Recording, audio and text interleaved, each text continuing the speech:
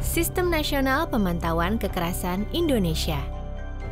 Perbedaan pendapat dan konflik adalah ciri setiap negara demokrasi, termasuk Indonesia, salah satu negara demokrasi terbesar di dunia. Seharusnya perbedaan dan konflik tersebut dapat diselesaikan secara damai melalui jalur hukum dan dialog. Tetapi, ada kalanya perselisihan dan konflik berujung pada kekerasan sehingga berdampak besar pada proses pembangunan, keserasian sosial, dan kesejahteraan rakyat. Oleh karena itu, pencegahan dan penanganan kekerasan sosial menjadi prioritas pemerintah Indonesia agar pembangunan dapat berjalan lancar. Pencegahan kekerasan dan penyelesaian akar masalahnya butuh dukungan informasi yang akurat tentang kapan, di mana, dan mengapa kekerasan terjadi serta apa saja dampaknya. Agar permasalahan di lapangan dapat dideteksi lebih dini dan direspon dengan tepat, diperlukan suatu sistem informasi yang memenuhi persyaratan sebagai berikut. 1. Tersedia dengan cepat. 2. Memberi informasi yang akurat. 3. Terorganisir. Maksudnya, berbagai informasi tentang kekerasan harus dikoding agar dapat dianalisa dan ditarik kesimpulan penting darinya. 4. Memungkinkan pelacakan kecenderungan menurut waktu dan perbandingan pola antar wilayah. 5. Terbuka untuk publik dan dapat diperbaharui secara rutin. Untuk mencapai tujuan tersebut, telah dibangun Sistem Nasional Pemantauan Kekerasan, disingkat SNPK, sebuah online database yang menghimpun berbagai informasi penting tentang kekerasan yang terjadi di tanah air sejak 1998 hingga sekarang. Sumber database berasal dari berita-berita di surat kabar nasional maupun daerah yang makin berkembang di Indonesia. Setelah diperbandingkan dengan berbagai macam sumber, surat kabar lokal dinilai sebagai sumber database terbaik, sebab surat kabar lokal melaporkan semua jenis dan skala kekerasan sehingga insiden kecil pun dapat terdeteksi sebelum menjadi lebih besar. Surat kabar lokal menyediakan informasi kualitatif dan kuantitatif tentang suatu kejadian kekerasan sehingga beberapa rincian tentang kekerasan dapat terekam dengan jelas. Surat kabar lokal melaporkan kejadian kekerasan secara terus-menerus. Dengan begitu, data bisa diperbaharui secara rutin. Informasi dari surat kabar bersifat terbuka dan dapat disebarluaskan kepada publik. Meski merupakan sumber terbaik, surat kabar tetap memiliki kelemahan. Kekurangan-kekurangan tersebut misalnya, ada kemungkinan bias dalam pemberitaan oleh satu surat kabar, juga ada kemungkinan bahwa cakupan wilayah dan liputan fakta oleh suatu surat kabar kurang kuat.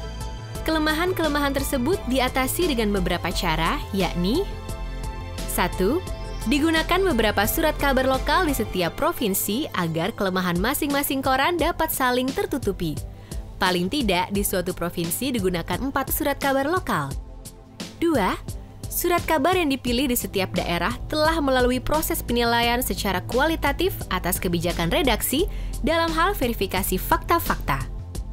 3. Informasi yang dikumpulkan dari surat kabar dan kemudian dikoding hanya berupa fakta-fakta yang dilaporkan, bukan interpretasi atas fakta tersebut.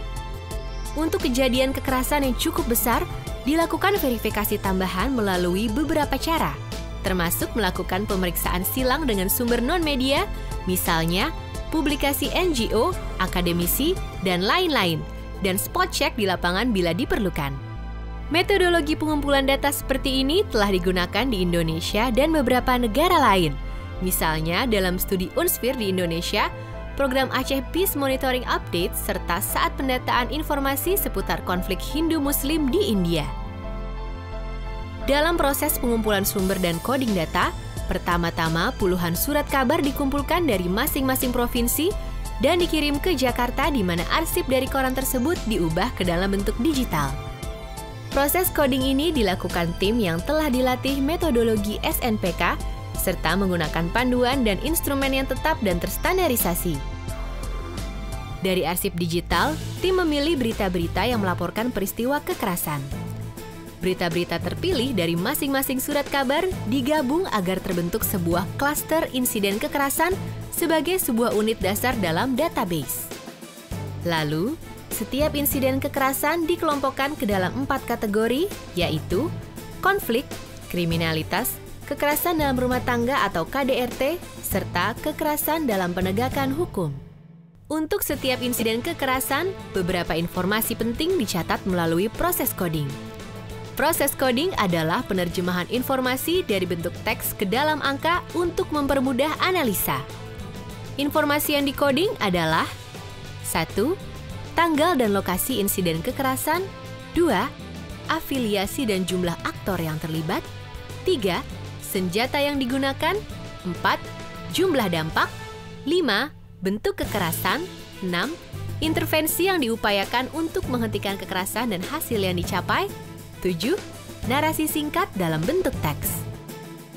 Semua informasi tersebut dimasukkan ke sistem database agar mudah dicari dan dianalisa tanpa harus membaca ratusan ribu berita yang menjadi sumber dasarnya.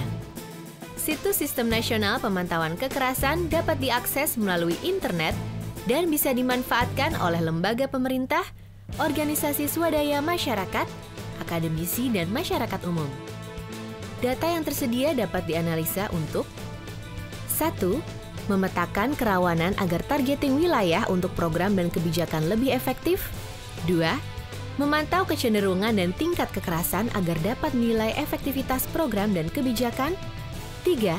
Jika terjadi peristiwa besar, data dapat digunakan untuk menganalisa latar belakang masalah yang timbul. 4. Melacak perkembangan isu-isu tertentu di masing-masing wilayah agar lebih mudah melakukan pengkajian lebih dalam. Demikian gambaran tentang Sistem Nasional Pemantauan Kekerasan di Indonesia yang kini telah siap untuk digunakan. Harapannya, sistem digital ini dapat bermanfaat dalam upaya kita bersama untuk mencegah dan menangani kekerasan. Dengan begitu, proses pembangunan dapat berlangsung dalam damai.